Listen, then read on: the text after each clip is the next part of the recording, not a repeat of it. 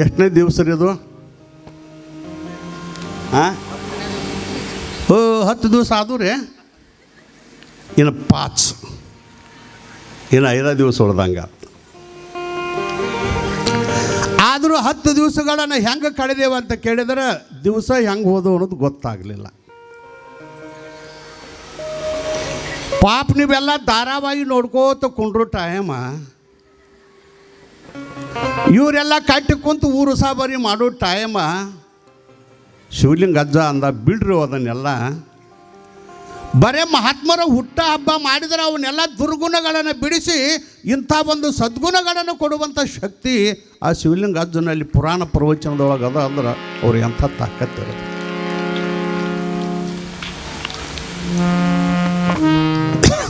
ಅವರು ಒಂದು ಸಹಜವಾಗಿ ಮಾಡಿದ ಆಟಗಳ ಒಂದು ಲೀಲಾ, ಅದು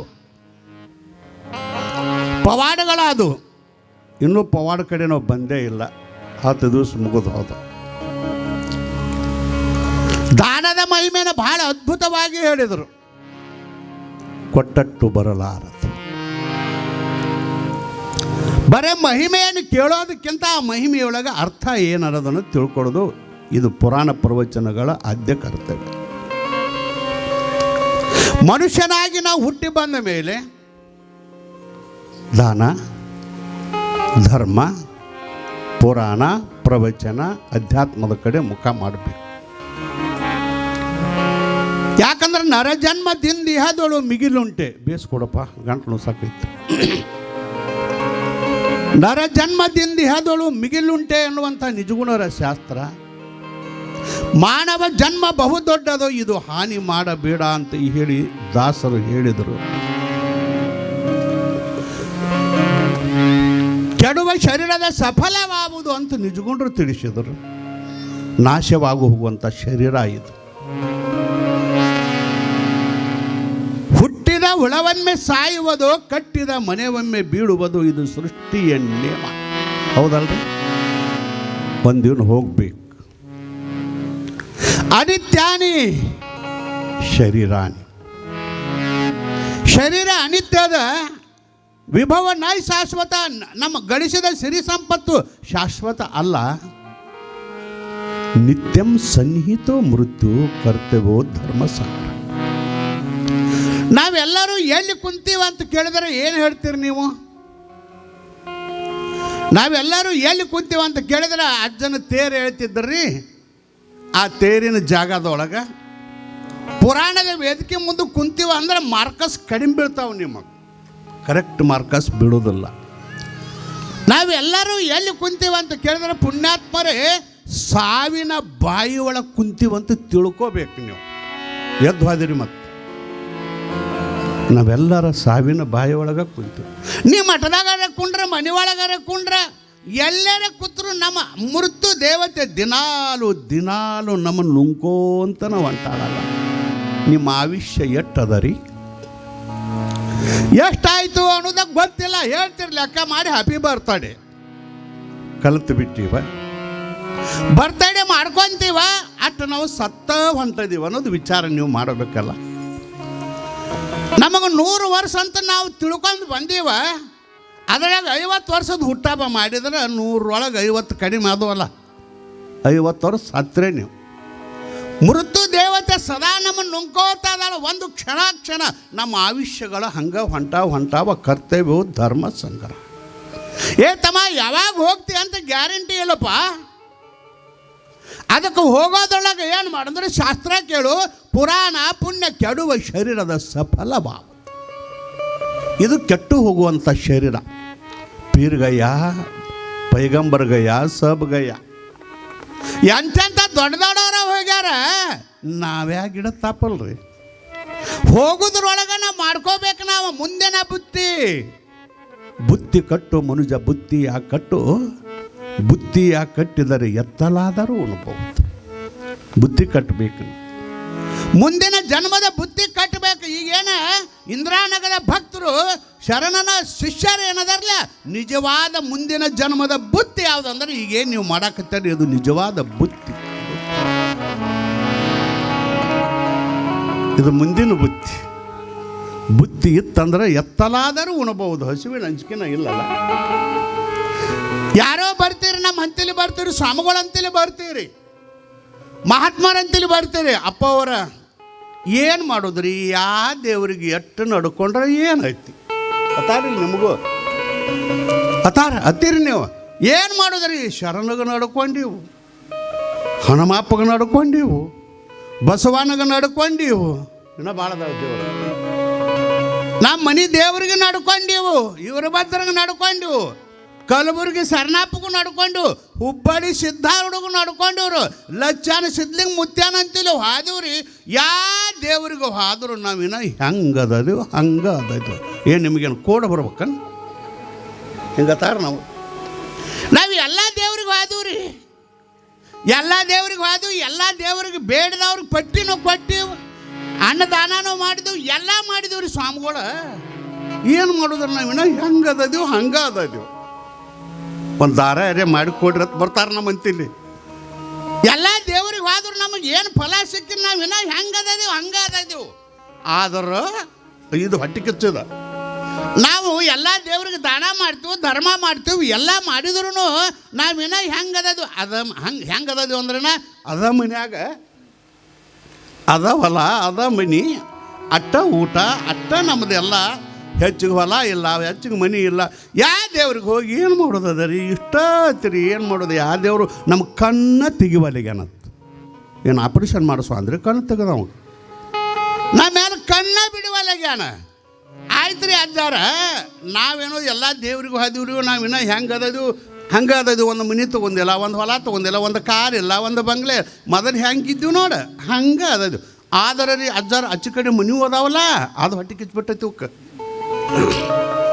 ಅಚ್ಚ ಕಡೆ ಮನೆಯವ್ರೇನು ಅದಾರಲ್ಲ, ಅವ್ರು ಯಾವ ದೇವ್ರಿಗೂ ಹೋಗಿಲ್ಲ, ಯಾವ ಪುರಾಣನೂ ಕೇಳಿಲ್ಲ, ಯಾರಿಗೆ 10 ಪೈಸೆ ರೊಕ್ಕನೂ ಕೊಡೋದಿಲ್ಲ, ದಾನನೂ ಮಾಡೋದಿಲ್ಲ, ಯಾವ ದೇವ್ರ ಜಾತ್ರೆಗೆ ಪಟ್ಟಿನೂ ಕೊಡೋದಿಲ್ಲ, ಯಾವ ಸ್ವಾಮಿ ಕಾಲು ಬಿಡೋದಿಲ್ಲ, ಯಾವ ಸ್ವಾಮಿ ಅವನ ಮನ್ಯಾಗ ಪಾದನೂ ಹಾಕಿಲ್ರಿ. ಎಲ್ಲ ಕರೆ ಅವ್ರಿ ವರ್ಷಕ್ಕೊಂದು ಹೊಲ ತಗೋತಾರ್ರಿ. ಇದು ಬೆಂಕಿ ಬಿಟ್ಟೈತಿ ನಿಮಗೆ. ನಾವೆಲ್ಲ ದೇವ್ರಿಗೆ ಹೋದ್ರು ಹಿಂಗೆ ಅದೀವಿ. ಅವು ಯಾವ ದೇವ್ರಿಗೆಲ್ಲ ದಿನ್ರಿಲ್ಲ, ಅಟ್ಟಲ್ಲ ಎಂಜಲ ಗೈಗಲೆ ಕಾಗಿ ಹೊಡಿದಿಲ್ಲ ಅವರು.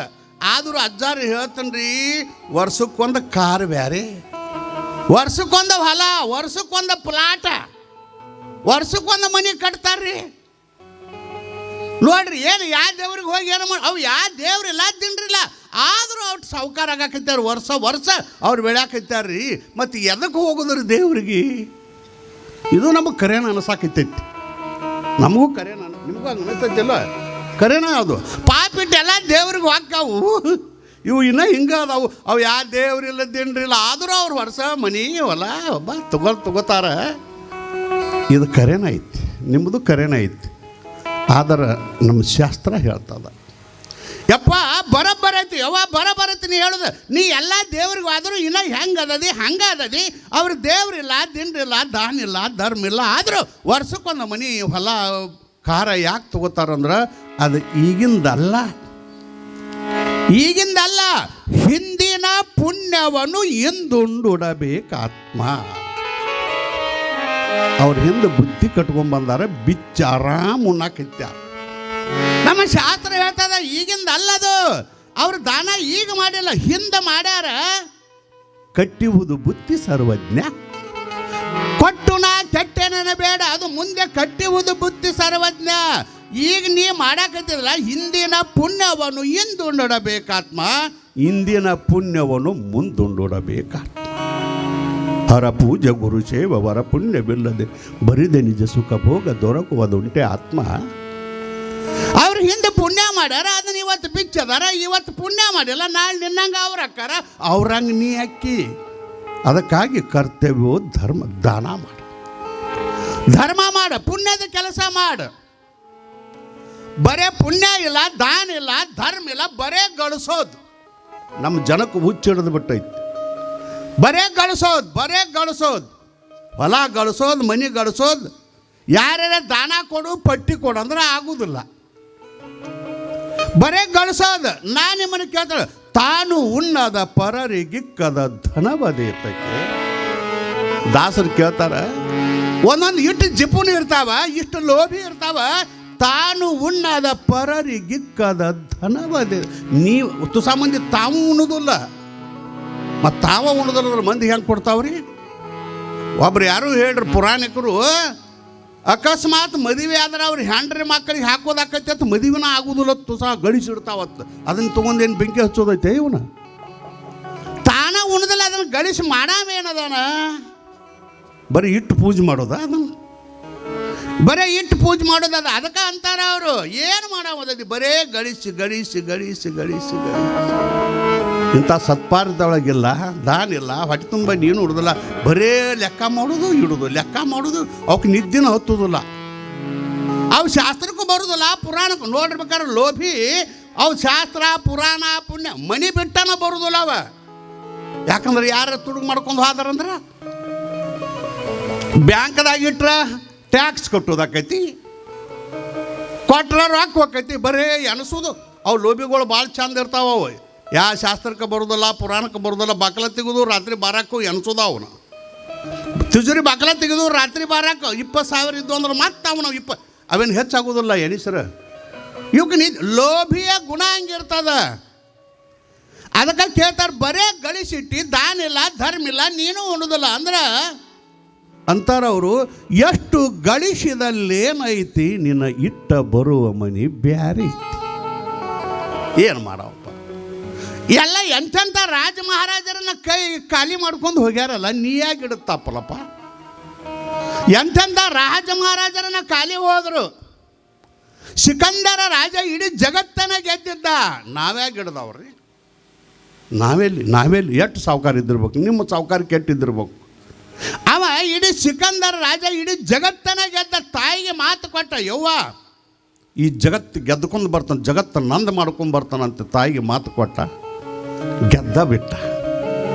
ಇಡೀ ಜಗತ್ತನ್ನ ಗೆದ್ದ ಸುದ್ದಿಯನ್ನು ತಾಯಿಗೆ ಹೋಗಿ ಮುಟ್ಟಿಸ್ಬೇಕಂತೇಳಿ ಕುದುರೆ ವೇಗದಿಂದ ಕುದುರೆ ಓಡಿಸಕತ್ತಿದ್ದ.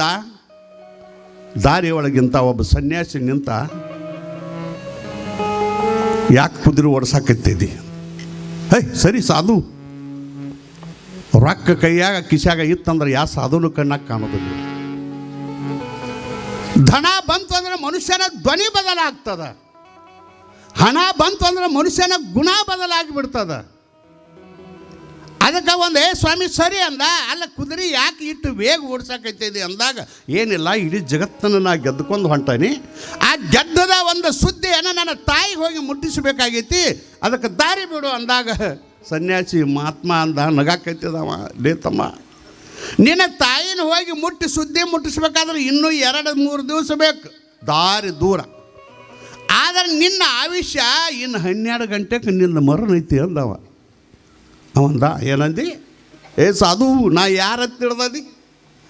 ನಾವೊಬ್ಬ ಊರು ಸಾವುಕಾರ ಅಲ್ಲ, ರಾಜ ಅಲ್ಲ, ಮಹಾರಾಜ ಚಕ್ರವರ್ತಿ, ಇಡೀ ಜಗತ್ತನ್ನು ಗೆದ್ದಿರುವಂಥ ಸಾರ್ವಭೌಮ, ನನಗೆ ಸಾವ ಅಂದ.